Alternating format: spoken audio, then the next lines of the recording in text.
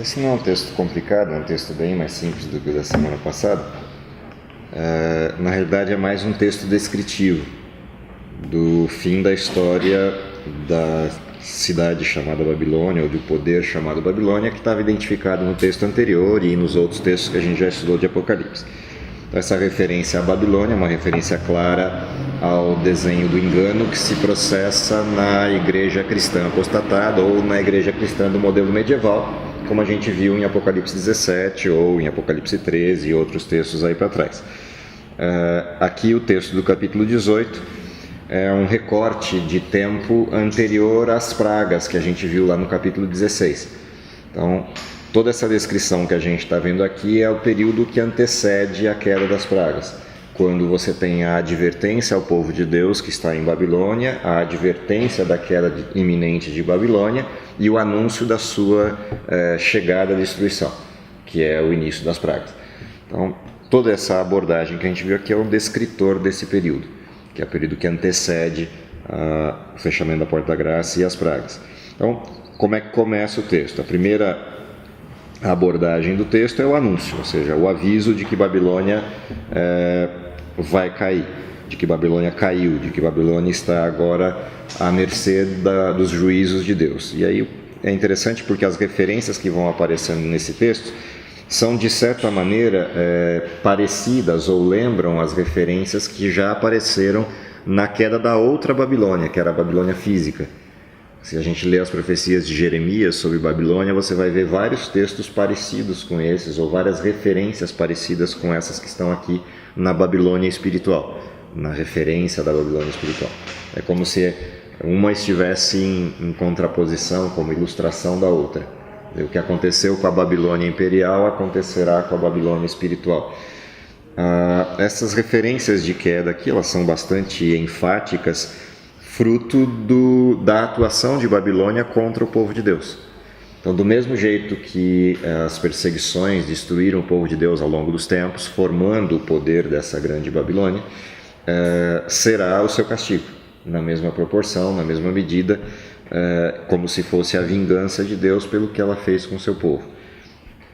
Não só contra ela, mas contra todas as que se aliaram a ela, ou seja, Babilônia e as suas filhas, ou seja, todas as mulheres que com ela se prostituíram, ou seja, todas as estruturas religiosas que existem na Terra que se prostituíram com Babilônia, são nesse momento referenciadas aqui como recebendo o castigo de Deus por conta da sua prostituição, que é o verso 3. Ou seja, todas as nações beberam o vinho da ira da sua prostituição, e os reis da terra se prostituíram com ela, e os mercadores da terra se enriqueceram com a abundância da sua luxúria. Ou seja, toda a falsidade levantada por esse poder, aí a representação do que aparece aqui, o vinho da prostituição, ou seja, todo o engano produzido ali, todo o engodo produzido durante esse período, propiciou que outros modelos religiosos também se comungassem com ela no mesmo engano, com as mesmas práticas, com as mesmas falsidades. Essa referência que aparece aqui desse engano vai ser a mesma forma com que ela será castigada, ou seja, se ela deu vinho para enganar, que se dê a ela em dobro o que ela fez. O verso 4 e 5 vem um chamado àqueles que estão em Babilônia, mas não são de Babilônia, ou seja, estão perdidos em diversos modelos e estruturas religiosas por toda a terra, mas estão lá na condição de inocência, na condição de não compreensão da verdade plena. E esses são convidados a sair de Babilônia nesse período crítico. Esse período crítico envolve uma série de eventos que a Bíblia descreve. O principal de todos eles é o derramamento do Espírito Santo, o cumprimento da profecia de Joel, capítulo 2. E com o poder do Espírito Santo manifesto no mundo outra vez, como aconteceu no Pentecostes, o que vai acontecer a partir desse período é que as pessoas ouvem o chamado daqueles que são o remanescente, ou compõem o remanescente nesse período final, e por conhecerem o mesmo Espírito e entenderem que a voz é a mesma, que a mensagem é a mesma, que a forma é a mesma, saem de Babilônia e se juntam a esses que estão proclamando. E isso forma o grupo dos salvos desse período, o grupo que vai dar vazão àquela multidão de salvos por ocasião da vinda de Jesus. Não a multidão completa, que essa envolve os que ressuscitaram de todas as épocas, mas aquele grupo que permanece vivo durante a vinda de Cristo, que recebe Cristo vivo, é formado pelos que proclamaram a mensagem última, ou alto clamor, e por aqueles que responderam a esse alto clamor, que deram resposta positiva a esse alto clamor. Então o verso 4 e 5 tem a ver com isso. Sai dela, povo meu, para que não sejas participante dos seus pecados, para que não incorra nas suas práticas. Ou seja, quem não atender a esse chamado vai com Babilônia para o próximo bloco de eventos, que são as pragas que caem, as 7 pragas que caem sobre Babilônia e a destroem. Essa particularidade da destruição de Babilônia é o que compõe o resto do texto de Apocalipse 18. E aí vem uma série de descrições das perdas de Babilônia, daquilo que ela vai ter que abrir mão, daquilo que ela vai perder em função da sua atitude arrogante, da sua forma de engano, das suas perseguições, das mortes que causou e todas as coisas que Babilônia provocou. Então aí vem uma lista enorme dessas questões, dessas situações de perda de Babilônia. As principais delas têm a ver com riqueza, e essa riqueza entenda-se não só como riqueza material, mas a riqueza de gente e poder que o engano de Babilônia produziu, e que agora, quando começam a cair as pragas que destroem Babilônia, toda essa população que servia a Babilônia agora se volta contra ela.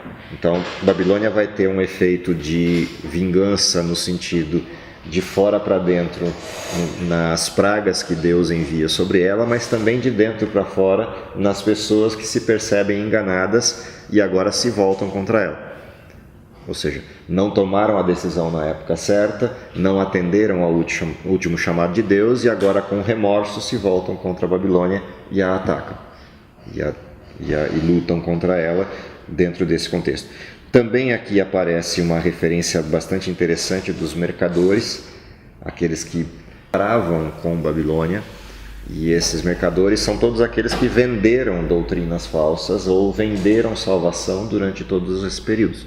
Ou seja, usaram da mensagem de salvação para enriquecimento próprio ou para empoderamento ou para alguma coisa que os exaltasse frente aos demais. E tudo isso se perde quando Babilônia é desmascarada. Ou seja, perderam o seu negócio, perderam a sua fonte de poder ou a sua fonte de ganho.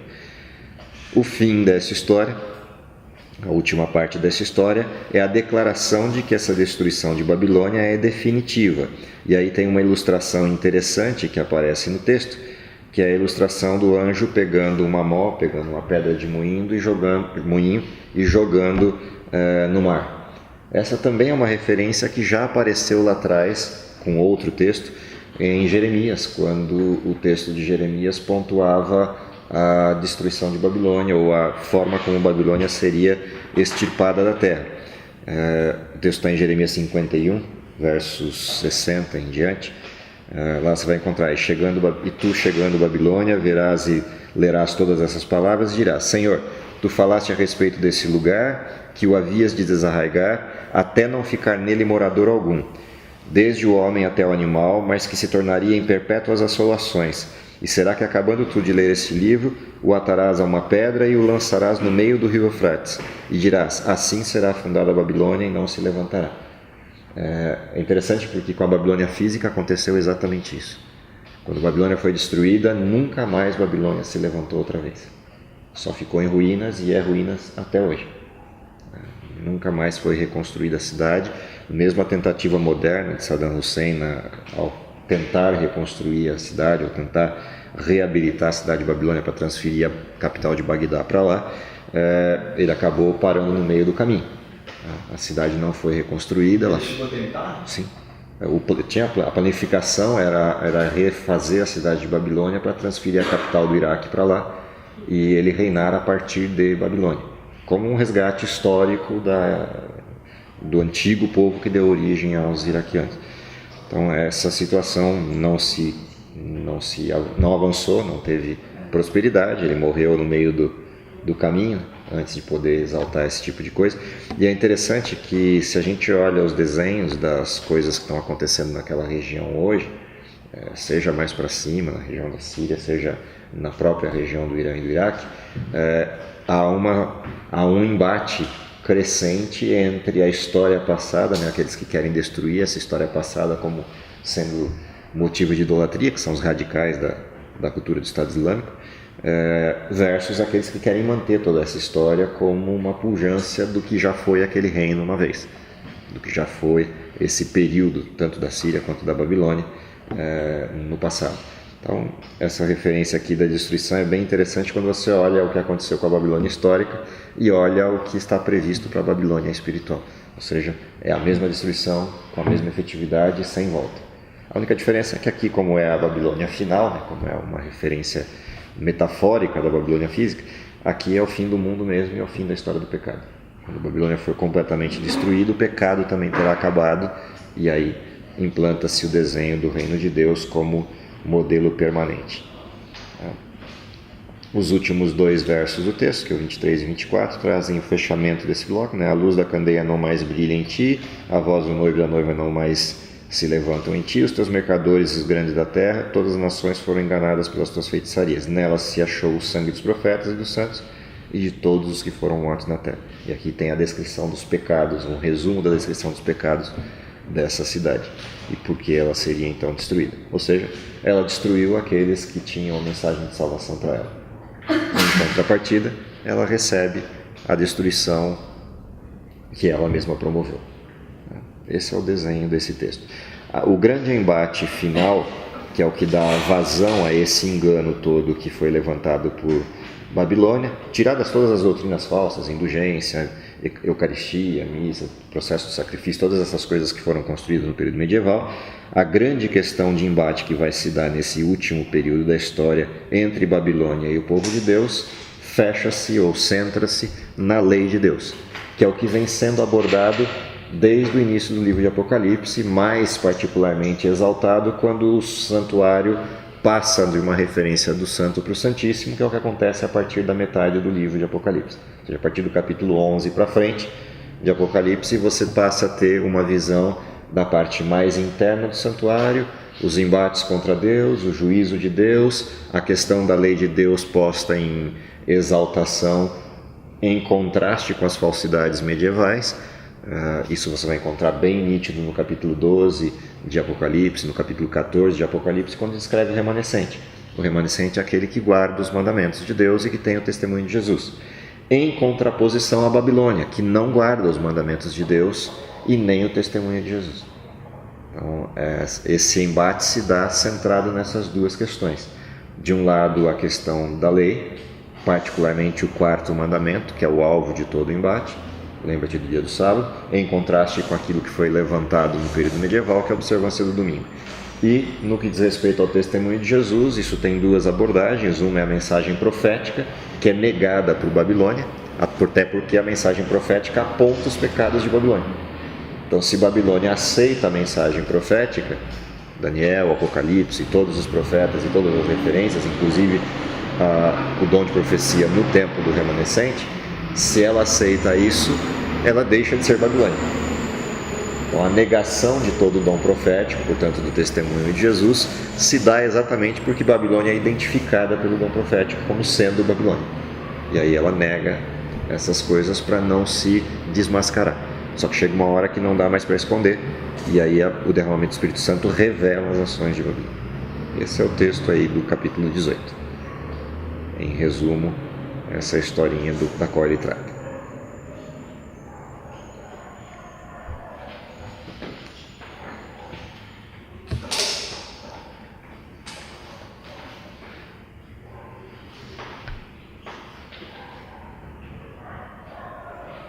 Isto posto, bem-vindos ao Nada a Ver. Diga. Aqui do tamanho da pedra de referenciamos para a pedra de moinho. Por que essa? É só um exemplo. Esse símbolo de você jogar uma pedra no mar era um símbolo que denotava a perpetuidade de uma ação.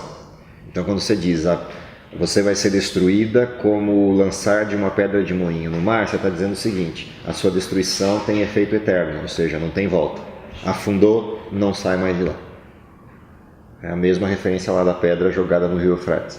Jogou, afundou, não sai mais. Ou seja, não tem volta. Essa a alusão é um jeito antigo de ilustrar a eternidade de alguma coisa, a eternidade do efeito de uma ação. Até porque nas condições atuais é relativamente tranquilo você encontrar a pedra e trazer de volta, mas se você levar em conta que nós estamos falando daquela época, descer no fundo do mar para tirar a pedra de lá e trazer para a superfície, não tinha como. Você já afundou, não tem volta. Caiu no mar, já era. Não volta mais. Por isso que você fala que joga os pecados na profundidade. Mesma coisa, é uma ilustração bíblica para os pecados. Joga no fundo do mar, ninguém mais tira de lá. Ou seja, acabou, sumiu. Para nós hoje isso não parece ter tanto efeito. Tem efeito de profundidade, tudo, mas não de perder perpetuamente. Você pode mergulhar e tirar de lá. Naquela época não. Você falou diversas vezes, mas só para ficar claro assim para mim. Babilônia então não se refere a uma igreja ou algo do tipo. Babilônia é o poder cristão apostatado. Portanto, o cristianismo medieval, tá? Ou o cristianismo católico, como quiser chamar. Toda a adulteração da verdade bíblica que foi produzida durante a Idade Média teve como resultado a pujança de um poder, que é identificado em Apocalipse capítulo 13 como sendo a besta, e é identificado em Apocalipse 17 como sendo a mulher que está assentada sobre a besta. Então a Babilônia é a mesma Babilônia do capítulo 17. Então a Babilônia do capítulo 17, ela é uma referência à mulher, ou o povo de Deus apostatado, que reina sobre a terra e sobre todos os reis da terra. Então esse poder é de fato uma igreja, é de fato um poder religioso, identificado em Apocalipse 13, identificado em Apocalipse, que está em contraposição à mulher vestida de sol, que é o povo de Deus verdadeiro de capítulo 12. Então quando você tem o cenário inteiro de Apocalipse, você tem capítulo 12 identifica uma mulher vestida de sol, símbolo da justiça no livro de Apocalipse, com 12 estrelas na cabeça, a referência ao povo de Israel, esperando para dar à luz um filho varão que regeria as nações com cetro de ferro, que é a mesma referência que se faz a Jesus no livro de Apocalipse, aquele que regerá as nações com cetro de ferro. Então, a referência dessa mulher vestida de sol é a referência do povo de Deus, tanto é que ela é tratada como tendo sido perseguida pelo dragão, que tentava devorar o seu filho, mas ele ascendeu ao céu junto ao trono de Deus, Cristo, depois da ascensão. E aí ele foi perseguir a mulher, só que ela recebeu asas, foi para o deserto e lá ficou protegida por 1260 anos, fora da vista do dragão ou da serpente. Portanto, é o período das perseguições medievais, os 1260 anos de perseguição medieval, quando o cristianismo foge para o deserto, América, o Novo Mundo, e se esconde da perseguição do dragão. Não conseguindo destruir a mulher, contra quem o dragão se volta? Contra os filhos dela, o remanescente dela, que são os que guardam os mandamentos de Deus e têm o testemunho de Jesus. Esse é o capítulo 12, uma descrição clara do povo de Deus e das perseguições que ele enfrenta. O capítulo 13 identifica quem perseguiu, porque não foi Satanás, não foi o dragão que pessoalmente perseguiu a mulher. Ele se utilizou de algum poder. Qual é o poder? O capítulo 13 descreve esse poder, a besta que subiu do mar. E aí tem todas as descrições de quem é esse poder. Essa besta guarda todas as referências dos reinos da terra que já atacaram o povo de Israel, os 4 de Daniel lá, o leão, o urso, o leopardo e o animal terrível e espantoso, ou seja, os 4 reinos que perseguiram na época, desde Daniel, o povo de Deus, Babilônia, Medo-Pérsia, Grécia e Roma. Além disso, traz os 10 chifres na cabeça desse animal, os reinos que sucederam Roma, e traz a referência de que toda essa conjunção é o poder daquele chifre pequeno que já tinha sido apresentado em Daniel, que diz que uma das suas cabeças, lembra que ele tem 10 chifres, mas tem 7 cabeças. Se você for a Daniel, o que você vai encontrar lá? Eram 10 chifres e 3 caíram, e um surgiu no lugar dos 3 que caíram. Quando você vem aqui para essa referência, toda essa simbologia ela é resgatada por João. Os poderes, que é esse chifre pequeno que surge, guarda todo o poder dos poderes anteriores. E com a força que todos os outros tinham, ele agora persegue o povo de Deus durante quanto tempo? 42 meses. Ajudado por quem? Por todos os reis da terra. Então, uma referência ao período medieval, os 42 meses, 1260 anos do período medieval, enquanto o poder era absolutista na Europa, sustentado pelos reis da Europa, perseguindo os cristãos. Então eram cristãos perseguindo cristãos com a mão do reinado, com a mão do império. Porém, diz lá que ele recebeu uma ferida de morte, que depois foi curada, e quando essa besta que teve a ferida curada crescesse e tivesse poder outra vez, ela receberia empoderamento outra vez pela outra besta, aquela que sobe da terra. Apocalipse 13, segunda parte. Ou seja, a referência àquele que parece o cordeiro, mas fala como o dragão, e aí tem todas as características do poder que daria sustentação outra vez à besta no período final. Apocalipse 17 retoma tudo isso e mostra exclusivamente essa besta quando ela já está dominando sobre a terra. Então tem a besta e a mulher sentada sobre ela. A besta são todos os modelos imperiais da terra, e a mulher é descrita lá como sendo a grande meretriz, aquela com quem todos os reis da terra se prostituíram e lhe deram poder para governar outra vez. Essa mulher, ela aparece em contraste com aquela que está vestida de sol, ela aparece vestida de sangue, vestida de escarlata e toda adornada com joias e ouro. Exatamente o texto que a gente está lendo aqui do capítulo 18. Cheia de riquezas e bens, com uma taça na mão, cuja taça está cheia da imundícia da sua prostituição, que é o sangue dos santos que ela perseguiu. E com isso ela embebedou todos os reis da terra. Quando você vai ao Apocalipse 18, que ele diz, bom, é essa mulher, que lá em capítulo 17 é chamada de Babilônia, a mãe de todas as meretrizes. Aqui no capítulo 18 ela é descrita como tendo caído, ou seja, essa mulher que governava e que era arrogante, dizendo que tinha o seu poder e que ninguém tiraria, essa mulher perde o seu poder por intervenção direta de Deus. E aí, antes que ela seja destruída, Deus faz um último convite aos seus filhos que estão junto com Babilônia, dizendo, sai dela, povo meu. Esse é o desenho da história. Então, digamos assim, que uma linha temporal, o 17... O 17 e o 18 estão no mesmo período. Okay? Fazem parte do mesmo desenho e do mesmo período. Passado falando do futuro, não é uma descrição do futuro, mas... Bom, se for pegar ordens no livro de Apocalipse, ordens temporais diretas no livro de Apocalipse, você tem blocos no livro. Então, quando você pega, por exemplo, o capítulo 14, ele pega 3 mensagens angélicas, não pega? A primeira mensagem angélica começa lá em 1798 e vai até o início da segunda. Qual é a segunda e a terceira mensagem angélica? Tem a ver com Babilônia, que é o anúncio da sua destruição. O capítulo 15 e 16 descrevem o quê? Os detalhes dessa destruição. O capítulo 17 descreve como ela chegou ao poder e que poder ela tinha e qual a extensão desse poder. O capítulo 18 descreve como ela vai cair. Ou seja, o capítulo 14 ele é explicado no 15, 16, 17 e 18. Então você tem dificuldades às vezes de percepção temporal quando você esquece que cada bloco de capítulos que apresenta uma mensagem introdutória, depois vem uma sequência de capítulos explicando aquilo. Igual Daniel fazia. Você tem um capítulo geral, que é Daniel 2, depois tem o 7, o 8, o 9 explicando o 2. O 10, o 11 e o 12. Ok? Então, o Apocalipse segue esse mesmo modelo de espiral, onde você tem a introdução do tema e aí depois um bloco de textos explicando o tema. Depois um novo tema, mais um bloco de textos explicando o tema. Então dá essa impressão do texto ir e voltar no tempo. Não é que ele está indo e voltando, é que você tem um texto introdutório e alguns explicativos.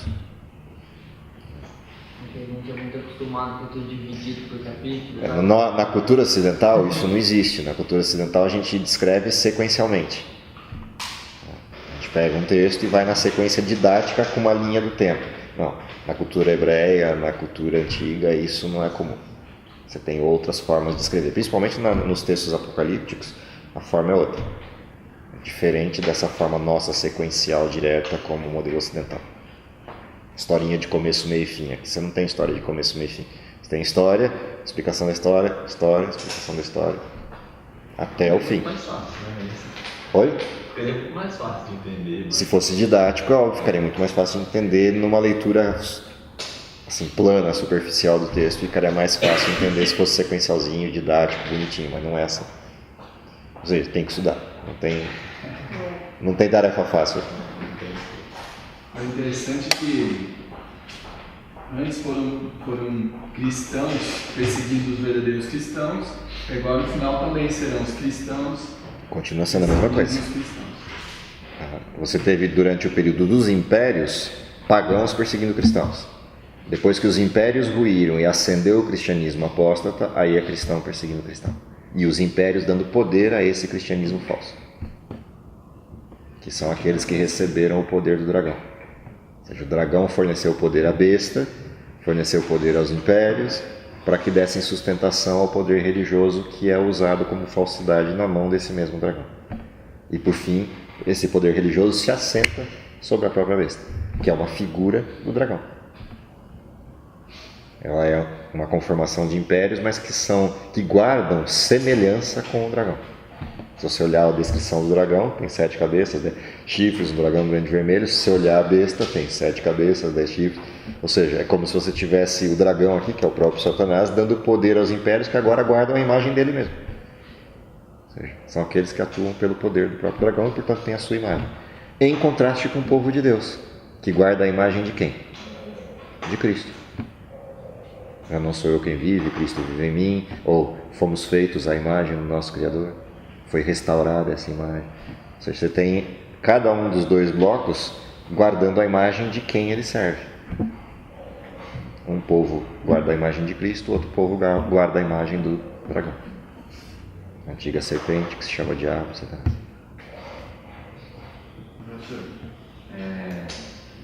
capítulo 18, a forma que ele foi descrito assim, como o senhor explicou, são as consequências que esse... É a demonstração do que vai acontecer com Babilônia. Sim. Lembra que o 17 já dizia que Babilônia seria destruída, o 18 mostra como, mostra os detalhes dessa destruição. E ela tem mais ou menos a mesma descrição do capítulo 8, se não me engano, o capítulo 8, que fala, não sei se é de Roma ou de Grécia, foram alguns povos que vieram não sei se é Roma ou Grécia, e assim, destruíram, né, alguns recortes, assim, não sei se é o capítulo 8. Aí fala Eu não tô conseguindo entender que relação você está fazendo.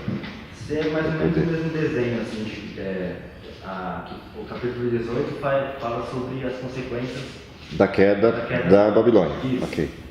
Aí o capítulo 8, eu acho que é de Roma. Aí Deixa eu fala ver dos aqui. povos da Alemanha que vieram, atacaram. Só um segundo. Deixa eu olhar para ver o que você está falando, para poder entender que relação você está fazendo. Capítulo 8. Eu acho que é o capítulo 8. Capítulo 8 é o 7º selo. Não tem nada a ver. Tem a ver com o que a gente acabou de ler, porque o 7º selo é a descrição da vinda de Cristo. É a última fase da história do mundo. Então, isso que a gente está lendo antecede o 7º selo. No sentido de, a gente leu aquilo que é o anúncio da queda de Babilônia, e quando começarem as pragas, Babilônia cai. Se você olhar o capítulo 8, que é o que você está usando como referência, diz assim: veio outro anjo do céu, pôs-se junto ao altar, tendo um incensário de ouro, foi-lhe dado incenso para que ofertasse orações. Da mão do anjo subiu diante de Deus, fumaça de incenso com as orações dos santos. Depois o anjo tomou o incensário, encheu de fogo no altar e lançou sobre a terra, e houve trovões, vozes, relâmpagos e terremoto. Então os 7 anjos que tinham 7 trombetas preparam-se para tocar. E o primeiro anjo tocou sua trombeta, houve saraiva de fogo misturada com sangue, que foram lançados sobre a terra. Assim, essas assolações que você está vendo aqui no capítulo 8 guardam referências semelhantes àquilo que você está vendo lá na frente. Tá? Mas não tem relação propriamente direta entre os dois textos. Tá? Não nessa forma como você estava descrevendo. Lembrando que assim, toda essa descrição do capítulo das trombetas, né, que aparecem aqui no capítulo 8 e 9, ela tem a ver com os períodos anteriores, que é o período medieval, aquelas guerras dos sarracenos, a guerra dos muçulmanos, todo aquele período que acompanhou a Idade Média, as lutas entre cristãos e pagãos, está tudo dentro desses 2 capítulos. Mas eles são muito semelhantes, embora não sejam a mesma história e nem o mesmo período, com os capítulos que descrevem as pragas. Por quê? São 7 trombetas, são 7 pragas, as referências são parecidas, mas aqui é uma metáfora e lá são pragas mesmo. aqui é uma metáfora de um período histórico anterior, ou seja, dentro do período medieval, e lá é uma descrição precisa de um desenho de pragas, ou seja, já é um evento pontual, não é um período de história longo caminhando como é o capítulo 8 e 9. É que como os símbolos são parecidos e a forma de escrever é parecida, muita gente relaciona o capítulo 8 e 9 com as pragas, e na realidade não são. É parecido com, mas não é. Não são as pragas. Os símbolos que estão aqui são todos símbolos daquele período, do período das guerras, lá nos combates medievais.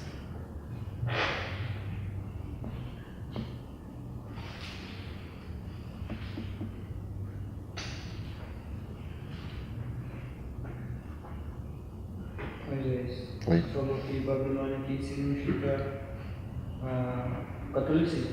Sim.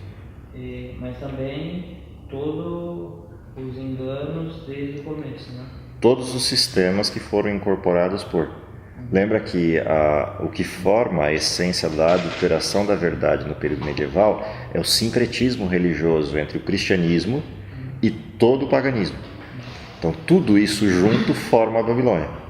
Agora a Babilônia mesmo é o poder que tem esse sincretismo. Exatamente.